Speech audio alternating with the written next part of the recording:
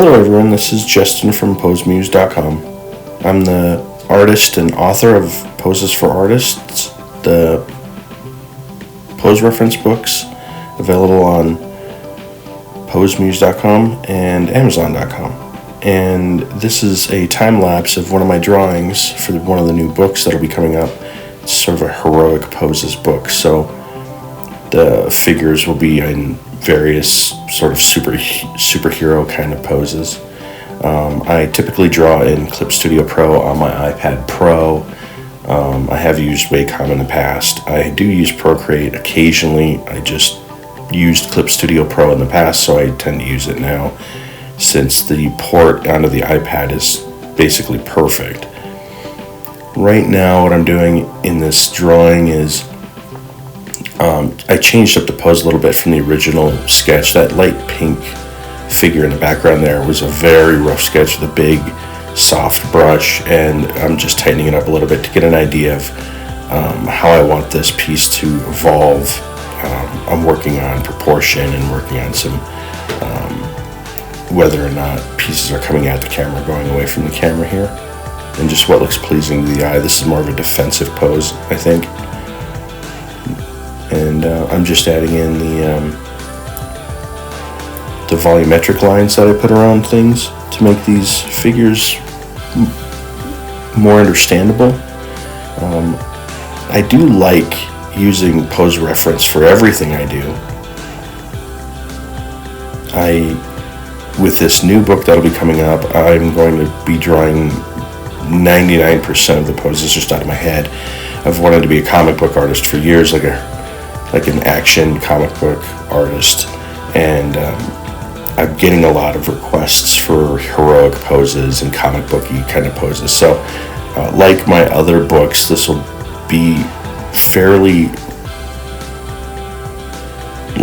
how can I say it, like level perspective. Like, it's not going to be a lot of extreme perspective, not a lot of fisheye lens kind of stuff or close-ups. I like seeing the whole body when I look at a piece of pose reference because I can zoom in and out of it, on my own, and and take a look at the pieces that I want to emulate in my new drawing. So here I am. I don't know a lot about anatomy, guys. What I've learned visually. I don't study anatomy, so when you see stuff like that left deltoid at the top of the shoulder there, it's fairly accurate anatomy, but it's my understanding of anatomy. When I draw from imagination instead of drawing from photo reference, it becomes a little more like a comic book, drawing that you would see. So this is just more of a dynamic piece with the character stepping forward like this, but in a defensive posture. Something you definitely would see in the comic book. I like drawing with red. It's just easy to see through, but then when you put dark red over the pink into my eye usually just vanishes. And then in most programs at the very end, you can always add in, you can always change the line color. So all the ones that you see are usually drawn in red and then converted to black. It's just easier for me to see.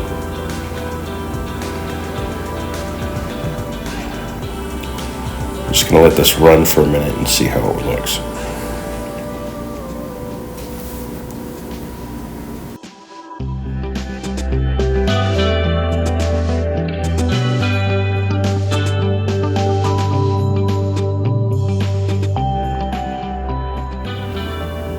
Okay, I cropped out a piece there that was just me redoing the eyes over and over. And that does happen sometimes. It was probably 2 minutes I cut out of there. Working on the head here and the facial features, trying to get the expression correct. With these ones I wanted to add a little more emotion and a little less of that vanilla expression that I have on most of the pose reference that I've created so far, just because the photos that I use typically are very emotionless. Sure, being a model and just standing around having somebody take pictures of you all the time probably gets a little slow.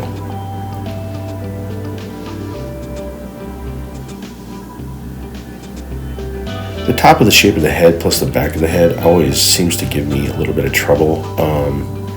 It's that slope from the top of the forehead around to the base of the back of the neck.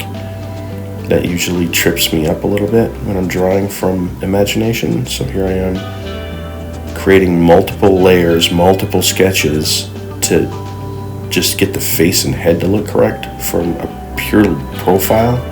This is a pure profile right here. This is just me. The face is completely turned 90 or 45 degrees away from us. I guess it's 90 degrees. Face 90 degrees away from me.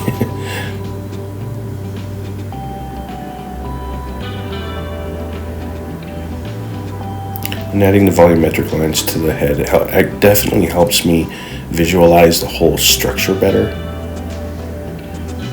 And once I get to this point in the drawing, typically I'll do big outlines and then put the volumetric lines in.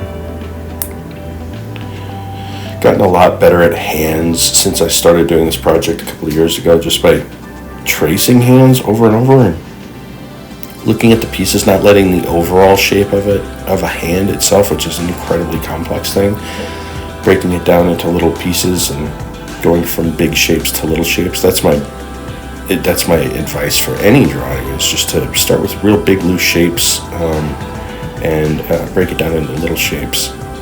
There are a lot of fun tutorials, easy tutorials on YouTube that, like the pillow method, where the torso is basically like a bed pillow shape that can be twisted in different directions, and then the top two corners of the shoulders, the bottom two corners of the hips, and then you can twist it and move it around and get some interesting shapes that way. Some of my books do have a lot of my little sketchy drawings in them. I've been keeping journals of these little sketch drawings for years, and I do go back to them and reference them for interesting poses or interesting ideas they're so small and so simple that I don't mind doing 50 of them at a time, and I don't feel like I've wasted my time doing them. Here we're getting a little more polished with the drawing. This is more like what you'll see in the books themselves. Simpler lines. I do use some line variation in all of my stuff. That is a throwback to my days wanting to be a comic book artist. That's just how inkers back in the 90s did all of their drawings. They had this terrific line variation, and it looks really good to my eye anyway. Got the hands good here, with the fist coming at you instead of up and away like it was in the initial drawing. Looks like his weight is centered properly. That hand coming at you with the fingers splayed out is pretty interesting. And this person's very muscular and very athletic, and so it takes a little more time to get the details in that make it interesting and yet keep it kind of realistic. Yes, that was my phone going off. I'm sitting here at my kitchen table narrating these things. I want to thank y'all for watching it this far. If you have any questions, just email me, justin@posemuse.com. I do like getting those and getting the questions. Requests too, you can request.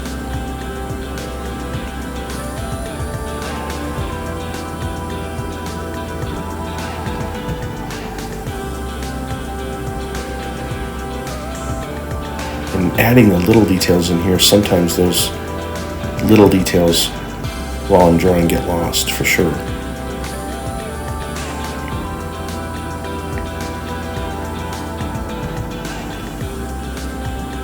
So that's about it right there. I think he's just about done. Yep. Okay guys, thanks for watching this tutorial. Have a good one.